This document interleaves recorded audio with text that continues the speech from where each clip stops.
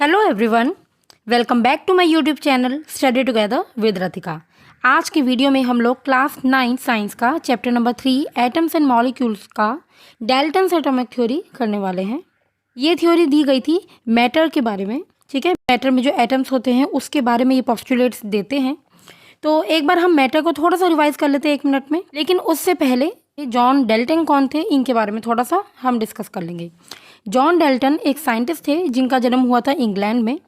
Eight the age of 12 वो बन गए थे टीचर, जो कि अपने आप में एक बहुत बड़ा अचीवमेंट है। And at the age of 19 वो प्रिंसिपल भी बन चुके थे। उसके बाद उन्होंने मैनचेस्टर में जाके अलग अलग सब्जेक्ट्स पढ़ाए हैं। एंड इन 1808 ये ईयर बहुत इंपॉर्टेंट है।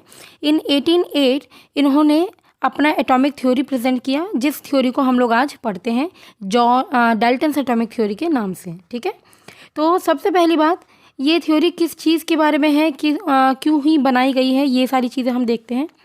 आपको पता है, चाहे हमारी दुनिया में कोई भी चीज़ है, कोई भी सब्सटेंस है, कोई भी पदार्थ है जिसको हम कहते हैं मैटर, है ना। तो मैटर को डिफाइन करने के लिए हम ये बोलते हैं matter is something which occupies space and have some mass, ठीक है।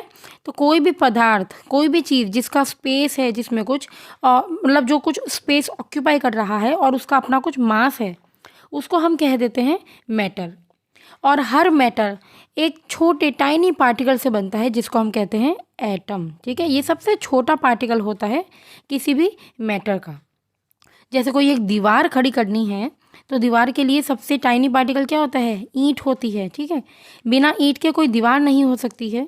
इन द सेम वे कि एटम जो होते हैं, एटम्स सबसे छोटे पार्टिकल्स होते हैं जिससे कोई भी एक मैटर बनता है, ओके।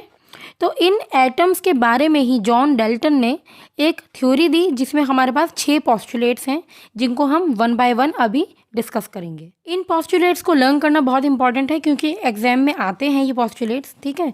लेकिन इसको लर्न करने के लिए आपको रट्टा मारने की कोई ज़रूरत नहीं है। इसको बहुत अच्छे मेथड से आप लर्न कर सकते हैं। देखिए, सबसे पहला पॉइंट ये बोलता है कि हर मैटर एक सबसे छोटे पार्टिकल, बहुत टाइनी पार्टिकल से मिलकर बनता है जिसको हम कहते हैं एटम। और ये जो एटम्स होते हैं ये पार्टिसिपेट करते हैं किसी भी केमिकल रिएक्शन में। जैसे कि मैं यहाँ पे एक रिएक्शन लिखूँ, A+B गिव्स AB। तो यहाँ पे ये जो A है, B है, ये एटम्स हैं, ठीक है, जो कि पार्टिसिपेट कर रहे हैं इस केमिकल रिएक्शन में, ठीक है। अब फर्स्ट पॉइंट में हमने देखा कि एटम बहुत ही छोटे पार्टिकल्स होते हैं, बहुत टाइनी पार्टिकल्स होते हैं। अब फर्स्ट से ही रिलेट करके आप सेकंड वाले को लर्न कर सकते हैं। कोई पार्टिकल बहुत छोटा है तो क्या आप उसको और ज़्यादा डिवाइड कर सकते हैं? No, not possible. कोई चीज़ जो बहुत छोटी है उसको आप और ज़्यादा डिवाइड कर ही नहीं सकते हैं। तो इसी तरीके से यहाँ से आ जाता है point number 2, that atoms are indivisible particle. मतलब आप उसको और ज़्यादा डिवाइड नहीं कर सकते हैं। क्योंकि आप इसको डिवाइड नहीं कर सकते हैं, तभी ये वाली बात बोली जाती है कि एटम्स को आप बना भी नहीं सकते हैं और बिगाड़ भी नहीं सकते हैं, मतलब तोड़ भी नहीं सकते हैं, है ना।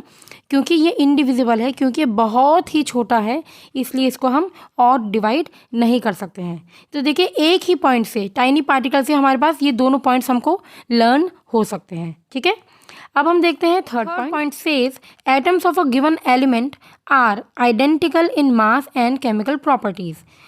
Atoms of a given element, कोई भी एक एलिमेंट है, मान लीजिए सोडियम, ठीक है। तो इसका जो ये एटम होगा, ठीक है, इसका जो मास होगा that will be similar to other atoms of the same element. Sodium के कितने भी आप एटम्स लेके आ जाए, 10, 12, 20, 25, कितने भी ले आए, ठीक है, कहीं से भी आप उसका एक एटम ले आए तो उसका मास एकदम सेम होगा। और क्योंकि मास सेम है इसलिए उसकी प्रॉपर्टीज़, केमिकल प्रॉपर्टीज़ भी एकदम सेम होगी, ठीक है।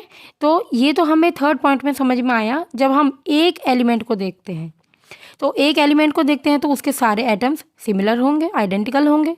अब फोर्थ पॉइंट भी यहीं से निकल के आ जाएगा कि अगर हम कोई दूसरा एलिमेंट देखें, सोडियम के बाद मान लीजिए आप पोटेशियम का देख लीजिए, ठीक है। तो अगर हम कोई दूसरा एलिमेंट देख ले, कोई डिफरेंट एलिमेंट देख ले, तो आपस में अब जो पोटेशियम का जो एटम होगा that will not be similar to sodium, ये इसकी प्रॉपर्टीज से बिल्कुल अलग होगा। तो आप अलग अलग एलिमेंट्स के अगर अलग अलग एटम्स को देखेंगे तो उनकी आपस में कोई आइडेंटिटी नहीं, मतलब कोई भी सिमिलैरिटी नहीं होगी।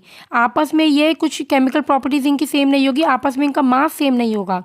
तो बोलने का मतलब है अलग अलग एलिमेंट के अलग अलग एटम्स डिफर करते हैं in their atomic mass and there chemical properties. तो देखिए थर्ड और फोर्थ पॉइंट भी यहीं से हमारे पास आ गया है। Now point 5, atoms combine in the ratio of small whole numbers to form compounds.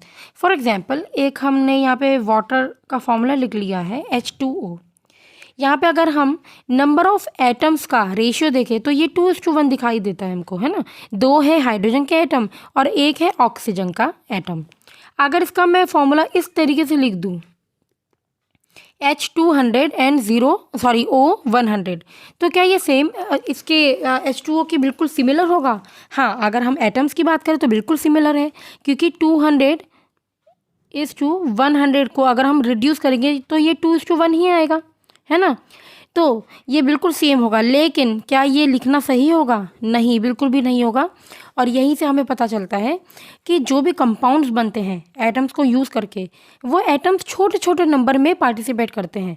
मतलब 1 2 3 4 5 ऐसे छोटे छोटे नंबर्स को में पार्टिसिपेट करके फिर वो एक कंपाउंड बनाते हैं। ऐसा कभी नहीं होता है कि 100 200 400 500 ऐसे नंबर ऑफ एटम्स कंबाइन करेंगे और कोई एक कंपाउंड बनाएंगे, ठीक है। इसलिए हम कहते हैं कि कोई भी एटम अगर कंबाइन कर रहा है किसी दूसरे एटम के साथ कोई कंपाउंड बनाने के लिए, तो वो छोटे छोटे नंबर्स मिलके, छोटे छोटे कम कम एटम्स मिलके उसके बाद एक कंपाउंड बनाते हैं। Then point 6, the relative number and kinds of atoms are constant in a given compound. Now for example हम वाटर का ही एग्जाम्पल ले लेते हैं। यहाँ पे मैंने वाटर का फॉर्मूला लिख दिया है H2O। इसमें हमें दिखाई देता है कि हाइड्रोजन और ऑक्सीजन इन दोनों से मिलके ही वाटर का केमिकल फॉर्मूला बना है। अब आप कहीं का भी पानी लेके आ जाए, चाहे वो RO का पानी हो, चाहे वो टैंक का पानी हो, चाहे वो पॉन्ड का पानी हो, चाहे वो नाले का पानी हो, ठीक है, तो पानी का फॉर्मूला, वाटर का जो फॉर्मूला है वो हमेशा H2O ही रहेगा। जो जो एटम्स इनमें कंबाइन कर रहे हैं हाइड्रोजन और ऑक्सीजन, वो हमेशा सेम रहेगा। ऐसा नहीं होगा कि नाले का पानी गंदा है तो उसमें कोई और भी चीज़ ऐड हो जाएगी, नो, बिल्कुल भी नहीं। हाइड्रोजन और ऑक्सीजन कंबाइन करते हैं 2:1 के रेशियो में when we see the number of particles, और ये हमेशा ऐसा ही रहेगा, कभी भी इसमें कोई चेंजेस नहीं आएंगे, ठीक है।